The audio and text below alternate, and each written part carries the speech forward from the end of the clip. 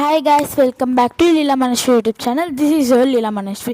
ఈరోజు అయితే మేము తిరుచానూరు టెంపుల్కి అనమాట.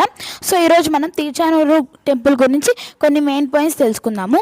పూర్వం బృహ మహర్షి వైకుంఠంకి వచ్చినప్పుడు శ్రీ మహావిష్ణువు లక్ష్మీదేవి ఆయనను పట్టించుకోలేదు అనే గర్వంతో శ్రీ విష్ణువు వృక్షస్థలంపై కాళ్ళతో తన్నాడు.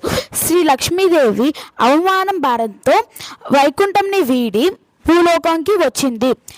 ఆమెను వెతుక్కుంటూ వచ్చిన శ్రీ మహావిష్ణువు తిరుచానూరుకి వెళ్ళి అక్కడ కొలనులో పద్మాలను పెట్టి 12 ఏళ్ళు తపస్సు చేశాడు.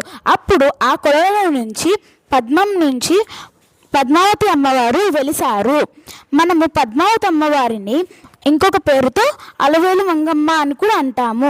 మీరు తిరుమల దర్శనం తర్వాత తిరుచానూరుకి వచ్చి ఈ అమ్మవారిని ఖచ్చితంగా దర్శనం చేసుకోవాలి.